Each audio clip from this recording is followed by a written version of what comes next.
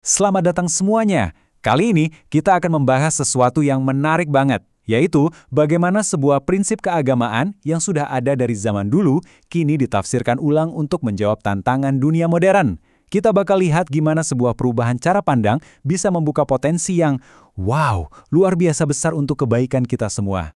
Oke, kita mulai dari pertanyaan yang cukup provokatif ya. Coba bayangin deh, gimana kalau sebuah aturan perang dari zaman dulu ternyata bisa jadi solusi buat ngelawan kemiskinan di zaman sekarang.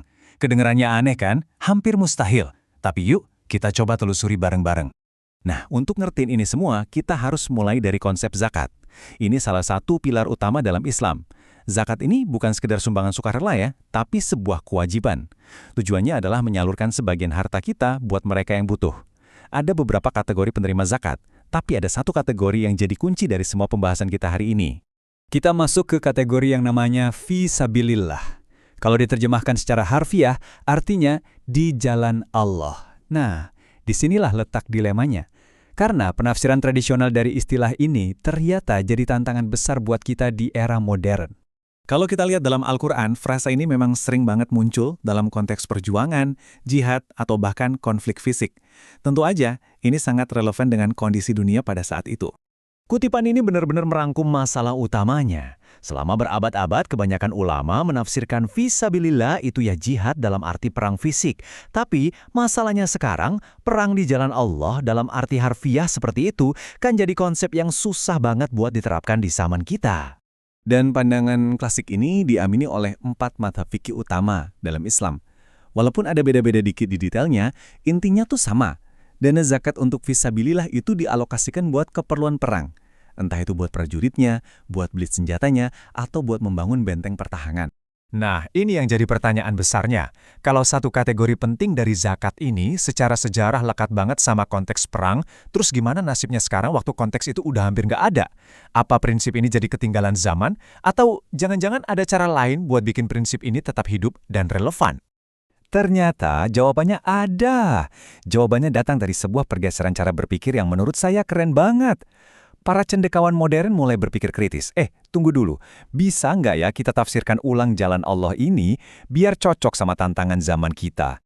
Dan pergeserannya itu drastis banget. Dari makna klasik yang fokusnya cuma soal perang fisik, maknanya diperluas jadi segala aktivitas yang menegakkan nilai-nilai kebaikan dan melayani kepentingan publik. Jauh lebih luas kan? Penting untuk dicatat nih, pergeseran pemikiran ini tuh bukan asal tafsir aja. Ada metodenya, ada proses akademisnya yang rapi. Gampangnya gini, pertama kita lihat dulu teksnya di zaman itu konteksnya apa. Kedua, kita cari tahu inti nilai universalnya apa sih. Nah, setelah dapat intinya, baru deh kita sambungin nilai itu sama masalah-masalah yang kita hadapi sekarang. Jadi ini proses yang sangat terstruktur. Jadi apa artinya jalan Allah dalam kacamata modern ini? Wah, artinya jadi luas banget.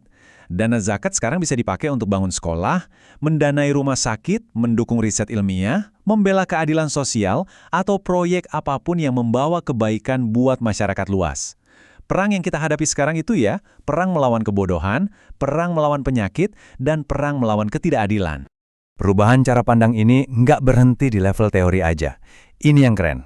Pemikiran ini memicu sebuah gerakan nyata di lapangan, yang kemudian dikenal dengan istilah dakwah transformatif. Ini dia ide kuncinya, dakwah transformatif. Jadi, konsepnya adalah iman itu nggak boleh pasif. Iman itu harus jadi mesin penggerak untuk perubahan sosial yang nyata. Tujuannya bukan lagi cuma sekedar ceramah, tapi benar-benar bertindak untuk memberantas masalah-masalah real seperti kemiskinan dan ketidakadilan. Hasilnya apa? Kita bisa lihat perubahannya. Materi dakwahnya bergeser. Dari yang tadinya cuma soal ritual, sekarang bahas isu sosial kayak kemiskinan dan korupsi. Metodenya juga berubah, dari yang tadinya satu arah jadi dialog. Gerakannya jadi terorganisir lewat institusi, jelas-jelas berpihak pada yang lemah, dan bahkan aktif melakukan advokasi. Ini adalah pergeseran dari iman sebagai urusan personal menjadi sebuah kekuatan kolektif untuk perubahan. Pemikiran baru inilah yang kemudian melahirkan wajah baru filantropi Islam.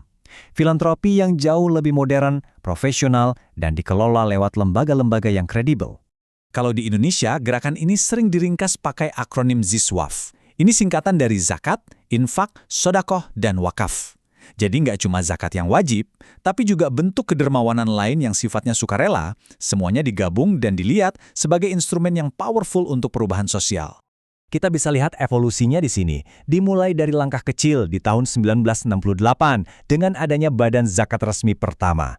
Terus ada lompatan besar di tahun 1999, waktu akhirnya kita punya undang-undang khusus soal zakat. Nah, di tahun 2011, undang-undang itu diperbarui lagi, biar pengelolaannya makin kuat dan profesional. Ini adalah perjalanan yang sangat penting menuju filantropi modern.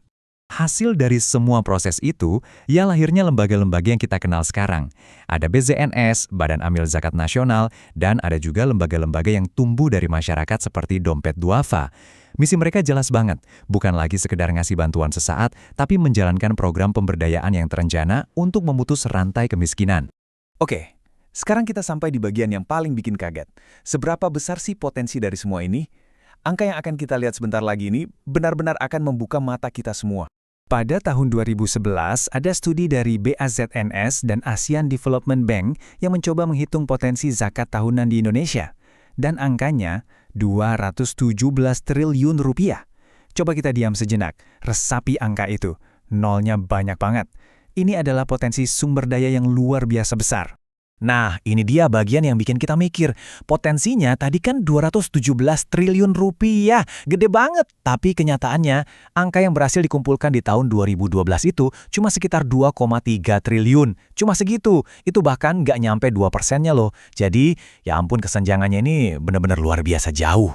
Jadi ini poin pentingnya. Kesenjangan ini jangan dilihat sebagai kegagalan, tapi lihatlah sebagai sebuah peluang raksasa yang belum tersentuh. Coba bayangkan apa yang bisa kita lakukan dengan dana sebanyak itu.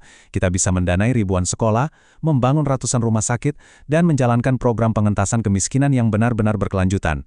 Kutipan ini benar-benar menangkap inti dari semuanya. Potensi itu ada, jelas ada, tapi potensi itu nggak akan jadi kenyataan dengan sendirinya. Perlu ada kemauan, perlu ada usaha, dan perlu ada kerja bareng-bareng dari kita semua untuk menjembatani jurang antara potensi dan realita.